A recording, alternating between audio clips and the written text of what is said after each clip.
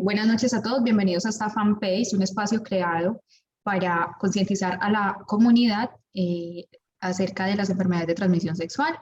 Mi nombre es Viviana, el día de hoy tenemos el gusto que nos acompañe la doctora Andrea Marcela Contreras, uróloga. Bienvenida, doctora. Gracias, Viviana, por tu invitación. Doctora, cuéntanos un poco más de su experiencia profesional. Gracias, Viviana. Yo soy médica y cirujana de la Universidad de Antioquia, uróloga también de la Universidad de Antioquia. Trabajo pues en diferentes instituciones en toda la parte de urología general, que abarca todo el problema y las disfunciones del tracto genitourinario, tanto de mujeres como hombres. Principalmente pues enfocamos como en la parte de disfunciones de la vía urinaria, ya sea cálculos, problemas, infecciones urinarias, incontinencia urinaria, y en el caso este tratamos pues las enfermedades de transmisión sexual, principalmente en los hombres. Okay. Entrando ya más como un poco en el tema, doctora, empecemos como hablando de qué son las enfermedades de transmisión sexual. Bueno, pues realmente últimamente se ha cambiado los términos. En los últimos años se ha hablado como de infecciones de transmisión sexual. Ahora ya se dejó enfermedades de transmisión sexual porque pues realmente abarcan como diferentes grupos, no solamente las infecciosas, y las abreviaciones que utilizamos actualmente son ETS. Realmente es un conjunto de síndromes que abarcan diferentes manifestaciones. La principal característica de esto es que va a ser transmisión sexual, independiente pues del tipo de relación que se tenga, ya sea sin penetración, con penetración, o pues dependiendo como de si es entre hombre y mujer o entre parejas del mismo sexo, ¿cierto? En general son enfermedades que pueden transmitirse de esa manera. La mayoría, y hablamos por eso antes se decía infecciones, la mayoría son infecciones porque se producen por bacterias, parásitos o virus, ¿cierto? Y de ahí, de esas infecciones, pueden derivar diferentes enfermedades, ya sea incluso una enfermedad infecciosa con manifestaciones agudas, que haya algún tipo de picazón, prurito en genitales o algún tipo de salida de pus, o incluso generar ya molestias más graves, como sería el caso de problemas oncológicos, algún tipo de cáncer, como están relacionados con el cáncer de cuello uterino, el cáncer de pene en algunos casos, principalmente pues relacionados con el virus del papiloma humano, que se transmite también de manera principalmente sexual. Perfecto. Doctora, ¿cuáles son las enfermedades de transmisión sexual más conocidas? Bueno, las más conocidas, las que siempre y también son como por las más prevalentes, eso significa que son como las más frecuentes que podemos encontrar, están pues la Neisseria gonorrea, que es la enfermedad pues de gonorrea, la enfermedad de clamidia, que en los hombres tiene diferentes manifestaciones, ¿cierto?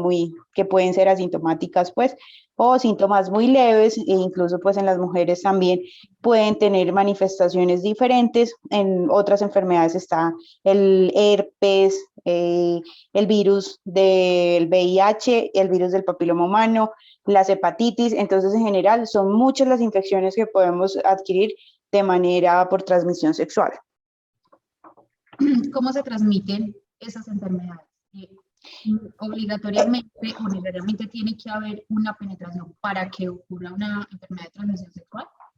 A veces hay algunos tipos de virus que simplemente por fomites, ¿cierto? Ya sea juguetes, ya sea algunos otros tipos de implementos, se puede hacer transmisión porque hay como una colonización, o sea, el virus se queda en estos dispositivos o en estas cosas, y puede haber también algo de transmisión, o en algunas no necesariamente pues penetración, sino también el sexo oral también puede tener algunos tipos de transmisiones, ¿cierto? De algunos virus y de algunas complicaciones. Entonces, pues realmente la transmisión es variable. Muchas personas desconocen los síntomas y no acuden al médico cuando es necesario. ¿Cuándo acudir al médico? Porque muchas veces se dice como que no, bueno, me pica, por ejemplo, entonces voy a ir a la farmacia para que me formulen una cremita. ¿En qué ocasión consultar al médico? Realmente lo ideal siempre es consultar, Viana, porque todas esas enfermedades pueden estar varias juntas, ¿cierto? Puede que tú tengas una sola, el problema de ir y consultar antes a una farmacia, a un conocido, aplícate eso, es que eso puede enmascarar los síntomas y hacer un poco más difícil el diagnóstico. Y sucede con este tipo de patógenos, ya sea el virus, las bacterias. Por ejemplo, para un virus no sirven los antibióticos, entonces de nada sirve que tomen los antibióticos, pues porque realmente no va a hacer ningún efecto. Lo ideal siempre es consultar, incluso si la persona tiene sospecha de que pudo tener una relación sexual de riesgo. ¿Qué es una relación sexual de riesgo? Una pareja nueva sin protección de barrera, sin condón. En esos casos, las personas no deberían esperar a que tuvieran síntomas, sino siempre acudirse y hacer chequeos. Hay unos casos particulares, si el paciente tiene fiebre, si tiene síntomas generales, síntomas sistémicos, ¿cierto? Eso nos indica que hay alguna complicación asociada. En los hombres se manifiesta generalmente porque puede haber cambios en el pene, ¿cierto? Se puede poner el glande, que es la cabecita del pene, roja, le pueden salir como punticos, como un brote, puede arder para orinar o puede haber algo que nosotros llamamos descarga uretral, que es que sale como pus por la uretra. ¿Qué puede ser ahí? Pueden ser cualquier tipo de enfermedades, ¿cierto? Puede ser desde la de gonorrea, clamidia, y generalmente cuando nosotros tenemos esas, siempre descartamos también y lo vamos a pedir otros virus, ¿cierto? Como el VIH, la hepatitis, se me olvidó la sífilis, nombrarla ahorita, ¿cierto? Entonces, en esos casos, lo ideal siempre es consultar al médico de entrada. ¿Cierto? No esperar como que evolucionen los síntomas o que hayan unos síntomas generales para consultar. Entonces, también porque si se empiezan a aplicar medicamentos o se empiezan a aplicar algún tipo de cremas, pues realmente puede entorpecer el diagnóstico seguro y puede complicar las cosas. Porque algunas infecciones simplemente se necesita algún tipo pues de antibiótico tópico o con el antibiótico tomado va a ser suficiente y no va a necesitar nada tópico. Entonces, realmente la recomendación siempre es consultar al médico. No necesariamente tiene que ser especialista, no necesariamente tiene que ser urólogo, el médico general está en toda la capacidad de hacer el tratamiento de estas enfermedades. Y es algo muy importante también que es probable que cuando le indiquen el tratamiento, siempre nosotros indicamos tratamiento tanto para la persona que está contagiada como para la pareja de esa, pues para hacer realmente como cortar esa cadena y evitar que vuelvan a aparecer estas infecciones. ¿Cómo se pueden prevenir esas enfermedades de transmisión? Lo más importante siempre van a ser los métodos de barrera, el condón es principal, o sea, es la única método que es anticonceptivo y que es de barrera que nos va a prevenir en estos casos para este tipo de infecciones de transmisión sexual o enfermedades de transmisión sexual. ¿Influye, doctora, el cambio de pareja? ¿Está cambiando de pareja? Claro, sí, pues lo que, no sé, se conoce como la promiscuidad, ¿cierto? Que realmente es como difícil, pues está definido, pero sí, el tener parejas sexuales, ¿cierto? O que esté, pues, y sobre todo que tengan parejas sexuales sin protección, va a aumentar ese riesgo de contagio.